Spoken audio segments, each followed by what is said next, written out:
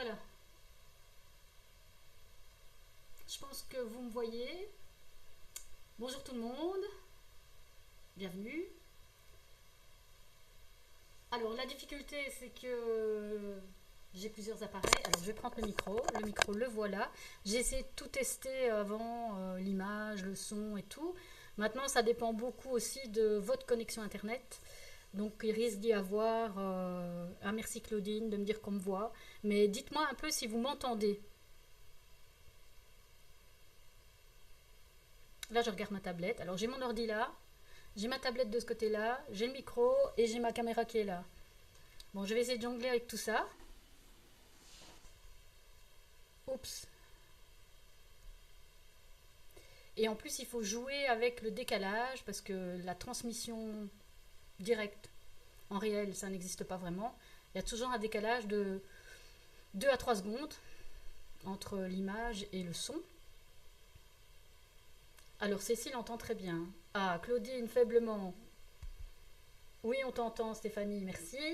Moi, rien du tout, Valérie. Aïe, aïe, aïe, aïe, aïe. T'es sûr que ton son est mis?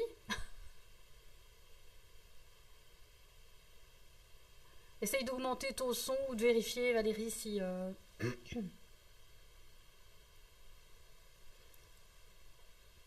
Ah, faible. Si vous avez un son faible, ça peut aussi venir de la connexion Internet. Je vous invite à augmenter le son, parce que si je parle plus fort, je vais perturber ceux qui entendent correctement. Je vais attendre un petit peu. Bon, on est presque une dizaine, c'est super. Ok. Alors l'objectif, enfin, je vais, comme vous le savez, pour certains d'entre vous, puisque là, c'est pas mal de personnes que je connais, j'ai lancé mon activité numérique pour tous, qui veut dire ce qui veut dire, c'est-à-dire aider un maximum de personnes à se débrouiller avec les outils numériques et à acquérir une certaine autonomie. Et ici, je vais parler aujourd'hui des visuels Facebook. Ah, Rita m'entend, ok, super. Limite, Martine, oui. Ouais, ça, je ne sais rien faire d'autre puisque de mon côté c'est bon. Si j'augmente, ça va pas le faire. Donc je disais, donc créez facilement vos visuels Facebook. Juste pour, il faut savoir que Facebook, je m'adresse surtout donc à toutes les personnes et ici c'est les personnes qui sont déjà arrivées, c'est ça. Je m'adresse surtout aux personnes qui ont des pages et qui veulent promouvoir leur activité, leur école. Je pense à Rita qui vient d'arriver, qui a son atelier de céramique et qui a une page Facebook. Il y a des écoles ici, il y a la bibliothèque de Momini. Donc ça peut intéresser pardon. Claudine me dit sur tablette le son est parfait. Eh ben, c'est que la connexion est meilleure sur ta tablette que sur ton ordi. Ok, donc désolé pour les autres. Alors, bon, après je regarde plus les commentaires. Ce que je propose, donc je vais vous expliquer, je vais faire la petite formation. Je vous laisse commenter, c'est-à-dire si vous avez des questions. Dès qu'il vous vient une question, vous pouvez la poser. Le but, c'est que j'y réponde après ma petite présentation ou éventuellement que je réponde plus tard par un mail ou via Facebook directement, Messenger avec vous. Voilà. Donc je disais que je m'adresse à ceux qui doivent faire des visuels pour Facebook, pour leur page notamment. Et donc Facebook change régulièrement son algorithme pour afficher en fait et faire en sorte que les autres personnes voient vos publications. Et ce qui marche le mieux évidemment, alors c'est les vidéos, ça on pourrait y revenir plus tard, mais ce sont les images.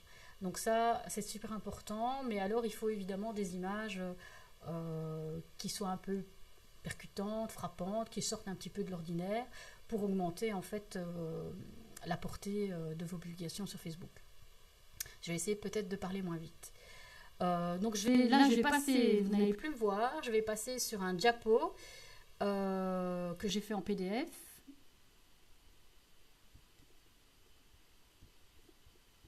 Voilà, et donc normalement vous devez voir.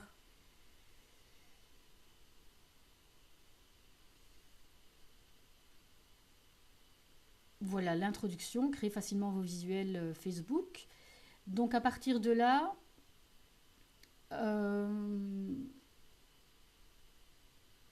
Est-ce que vous m'entendez encore?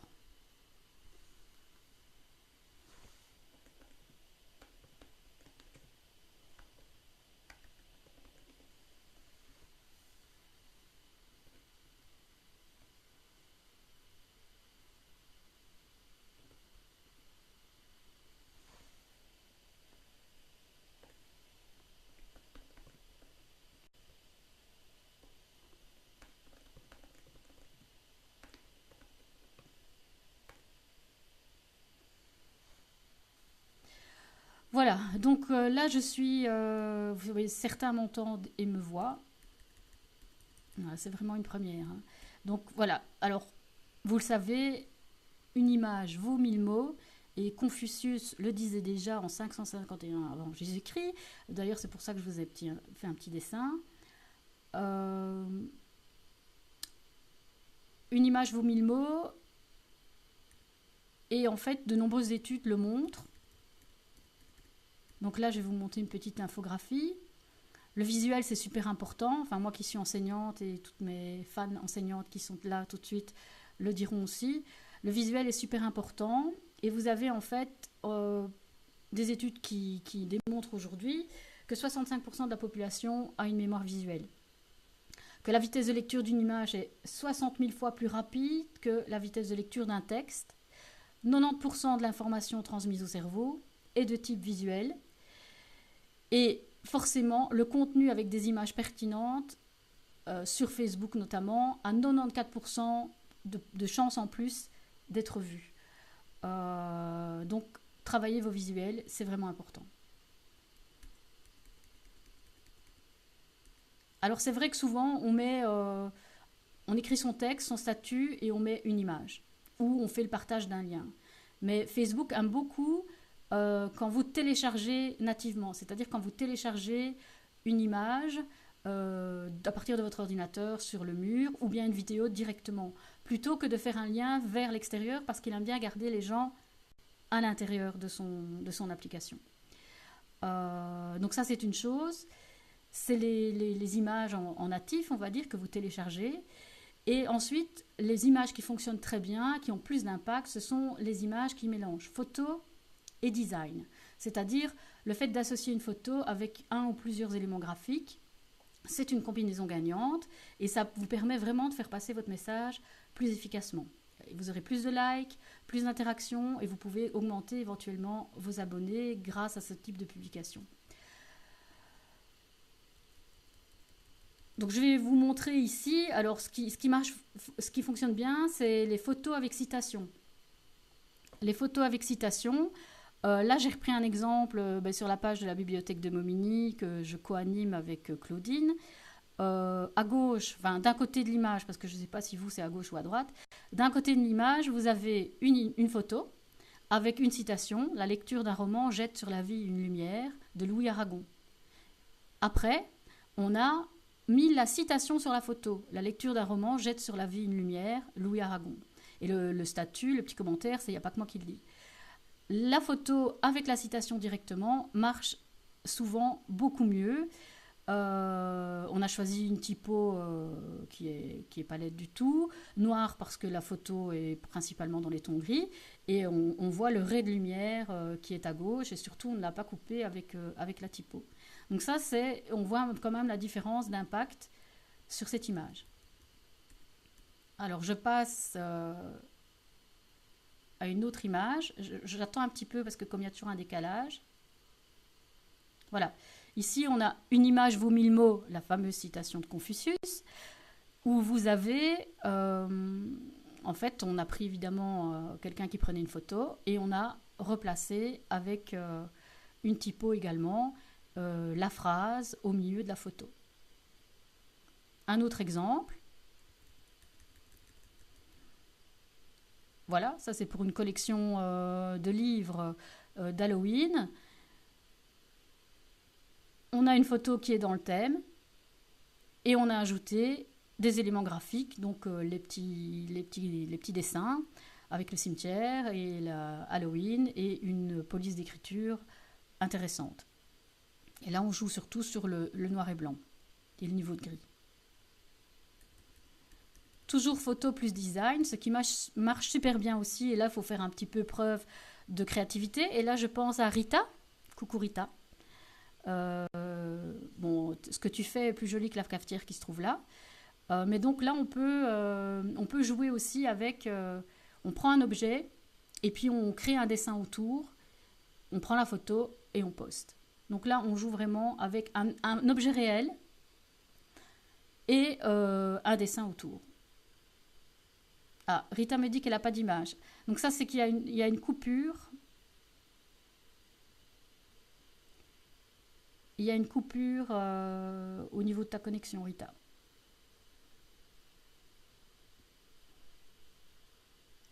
Je passe à l'image suivante.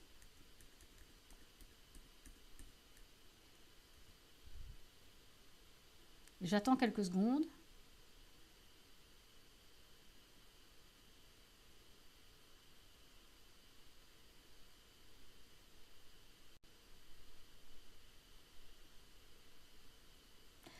Alors là, c'était un concours de l'aise avec les légumes anciens. Donc ils avaient demandé à leurs spectateurs, auditeurs, enfin fans Facebook, de mettre en scène avec un dessin des légumes anciens. Donc il y a eu plein de choses. Et là, c'est avec un butternut, donc qui est utilisé comme nez, vous le voyez, pour faire le nez d'un géant. Et on a dessiné autour. Là, toujours, on est dans photo et dessin.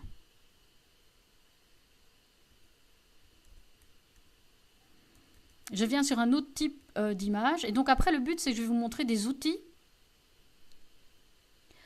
Le but, c'est que je vais vous montrer ensuite des outils pour effectivement réaliser facilement le type d'image que je vous montre.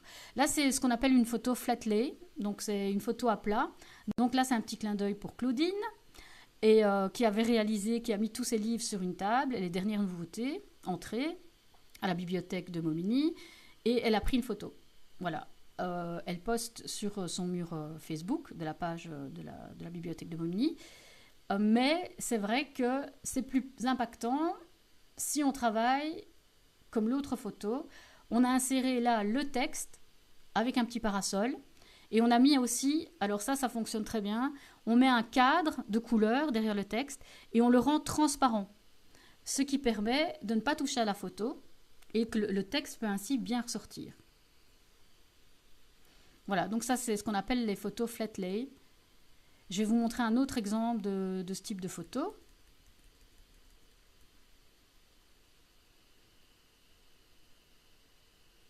Donc ici, voilà, je pense que ça arrive chez vous, le temps que ça se synchronise. Ben voilà, là c'est une petite recette d'un smoothie, kiwi et laitue romaine. Et bon, voilà, c'est une photo, on a disposé les éléments et puis on a dessiné pour relier les éléments. Et on a mis un titre avec une chouette police. Donc c'est les photos flat lay. Voilà, alors quelques conseils maintenant avant de passer aux outils. C'est essentiel évidemment de bien choisir sa photo, puisque la photo va être l'élément central, même si vous ajoutez une typo, vous ajoutez des éléments graphiques, etc. Je vais faire un petit hop. Même si vous ajoutez donc des éléments graphiques, la photo centrale, la photo doit vraiment être de bonne qualité. Pas de photo floue, sauf si le flou est artistique et qu'il a une raison d'être, d'accord. Pas de photo pixelisée, vous savez, les petits carrés qu'on voit. Et donc ça, c'est une photo qu'on a agrandie parce qu'elle était trop petite au départ. Donc ça à oublier. Évidemment, ne jamais ajouter une photo juste pour avoir une photo. Ça n'a pas de sens. Il doit être en lien avec votre message. Comme vous voyez tantôt, aux photos d'Halloween, un décor un peu dans les bois brumeux, noir et blanc avec un monsieur qui se balade. Mais voilà, ça fait tout de suite penser un petit peu à la peur. Donc, il faut choisir des photos qui sont en lien avec le message, en lien avec l'univers que vous voulez partager et qui va chercher chez le fan, on va dire, une émotion.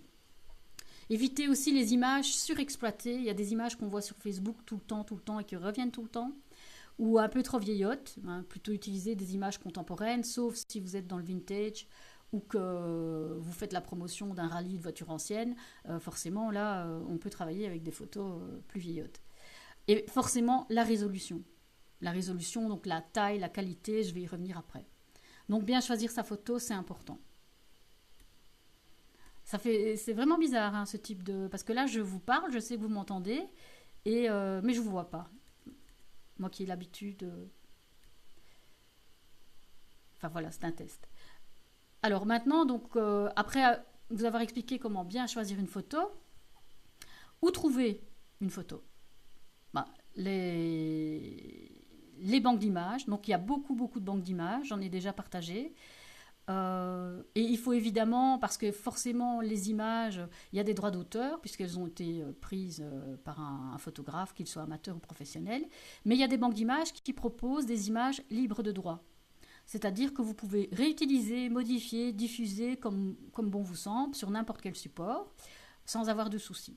Alors parfois, l'auteur demande de mentionner son nom, parfois non. On n'est pas obligé, c'est le cas de la banque d'images dont je vais vous parler après, mais je trouve que c'est sympa quand même de citer le nom de l'auteur de la photo quand c'est possible. Et donc la banque d'images, la voici, j'attends un petit peu que ça se synchronise, voilà.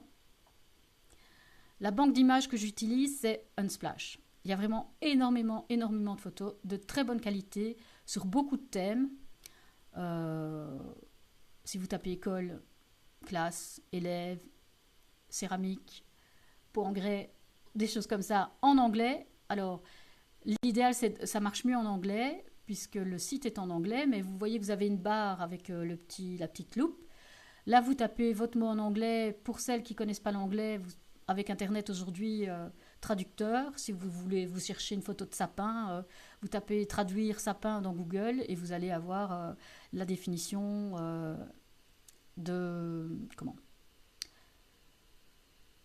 la définition du mot.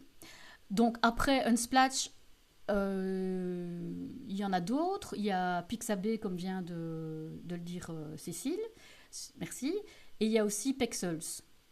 Et bon, des dizaines d'autres. Mais je crois que ces trois-là, Unsplash, Pixabay et Pexels, ce sont vraiment des photos de très bonne qualité. Et donc utilisables, libre de droit, sans citer l'auteur, en tout cas pour Unsplash. Je ne sais pas pour Pixabay. Donc là, voilà là où vous pouvez trouver votre photo centrale sur laquelle vous allez pouvoir travailler ensuite. Puis après, l'idéal, évidemment, l'idéal c'est de la faire vous-même, cette photo. Faites-la vous-même, do it yourself.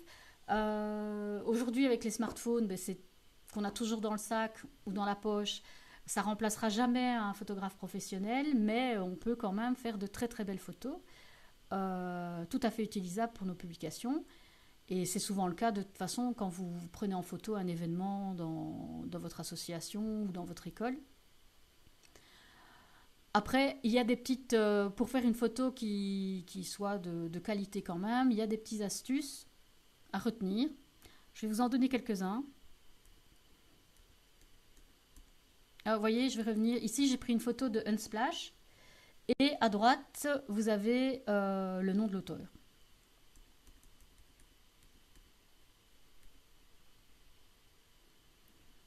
Donc voici mes 7 petits conseils pour une meilleure photo. Ça paraît con, mais nettoyez régulièrement votre objectif. Enfin, vous savez, la petite lentille derrière le smartphone, eh bien, elle est à nettoyer régulièrement si vous voulez avoir des photos de qualité. N'utilisez pas le zoom numérique. Ça donne vraiment un effet horrible. Il vaut mieux se rapprocher du sujet que vous voulez photographier que d'utiliser le zoom numérique. Tenez votre appareil à 2 mains pour être le plus stable possible. Si vous faites des photos floues, c'est parce qu'au moment où vous appuyez pour faire la photo, c'est que vous avez bougé. Donc, soit vous tenez votre appareil à 2 mains, ou si vous avez la tremblote, vous achetez un espèce de je ne sais plus comment ça s'appelle, enfin c'est un support sur lequel vous mettez votre appareil et ça vous évite de trop trembler. Puis, ce qui marche le mieux, c'est des photos avec de la lumière et encore de la lumière. Et si avec cette lumière, si elle est un peu trop forte, veillez toujours à l'avoir plutôt dans le dos que face à vous. Et alors, il existe sur beaucoup de smartphones la fonction HDR Et donc ça, si vous faites des photos en basse lumière, dès que la luminosité baisse, que ce soit à l'intérieur ou à l'extérieur, vous pouvez activer la fonction HDR et vous allez avoir une meilleure qualité de photo. Et puis après, on peut tricher, évidemment, avec des filtres qui vous permettront d'améliorer la photo. J'y reviendrai un peu plus bas. Voilà, ça c'est mes 7 conseils pour une meilleure photo avec votre smartphone. Et là, je m'attarde un petit peu 2 minutes sur Facebook. Les publications, donc Facebook, vous avez le mur, vous voyez les publications s'afficher. Et bien en fait, Facebook redimensionne vos images pour entrer dans le cadre des publications du mur. Donc c'est un cadre qui fait, comme vous voyez à l'écran, 470 pixels sur 394 pixels. Et donc, quand vous envoyez une photo, Facebook la redimensionne et la compresse même, parce qu'on envoie tellement de photos sur Facebook qu'il faut diminuer leur taille. Et donc ça perd en qualité. Il le fait automatiquement, il le fait pour que ça rentre dans ce cadre de 470 pixels sur 394. Et donc l'idéal, c'est de prendre une photo qui fait 960 pixels minimum et 2048 pixels maximum, et au format JPEG. Mais vous allez voir qu'avec les outils que je vais vous proposer, vous n'allez pas trop vous poser la question, mais je signale quand même que pour avoir une photo idéale sur Facebook, au niveau des publications sur le mur, c'est une taille minimum et une taille maximum en JPEG.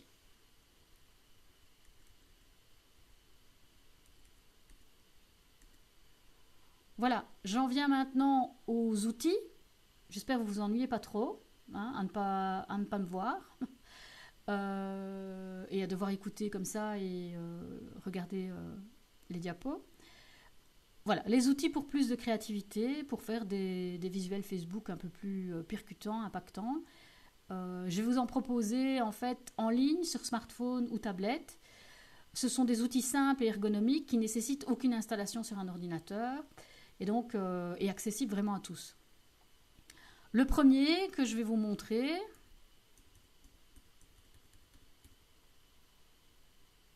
le voici. Merci Claudine de me rassurer. Alors, le voici, c'est Pablo. Pablo, donc c'est en ligne. Vous allez sur ce site, vous téléchargez votre image, ou encore vous avez à gauche, vous tapez ce que vous recherchez. Il va chercher en fait sur Pixabay et Unsplash. L'image se met, vous tapez votre citation, et vous voyez en fait sur la droite, il y a des tailles et il y a notamment, avec le petit F de Facebook, si vous choisissez ça, votre photo sera parfaitement dimensionnée à la taille qu'il faut pour être postée sur votre mur Facebook. Oui Cécile, gratte à ton aise. Après on peut jouer sur certaines petites options, mais en fait ça prend vraiment... Vous pouvez créer une photo avec citation en moins de 2 minutes. Vous la téléchargez sur votre ordi et puis vous la postez sur votre page. Donc ça, c'est un super outil pour les photos avec citation. Après, il y a un outil absolument génial que j'utilise tout le temps. Plus besoin de Photoshop, plus besoin de photofiltre. Petit clin d'œil à Françoise.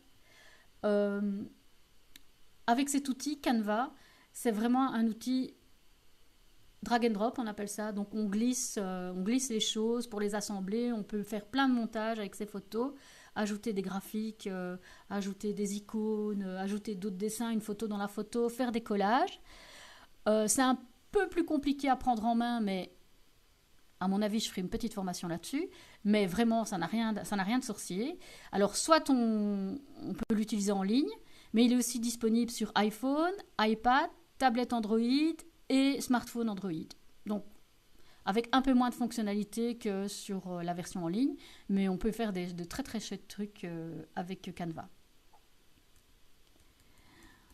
Alors là, comme on m'avait posé la question, c'est un petit outil, enfin je parle de, vous voyez là, je vous ai mis une petite chimée, tant pis si vous avez soif.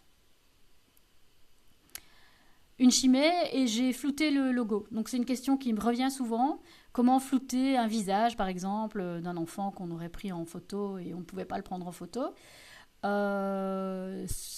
le faire assez rapidement, mais vous pouvez, en même temps, on peut aussi utiliser l'outil Facebook. Il y a un outil Facebook, ça je reviendrai là-dessus dans une autre petite formation. Ici, je vous ai mis Pixelizer en ligne. Alors sur iPhone, iPad, il y a Blur and Mosaic. Et j'ai fait une petite erreur. Et il y en a aussi un, mais ça j'ai fait une petite erreur dans ma présentation. J'en avais mis un aussi pour Android. Oui, Claudine, c'est à toi que je pense pour le floutage. Mais aussi à d'autres, comme les écoles. Donc, il existe un outil donc pour Android, pour iOS et aussi en ligne.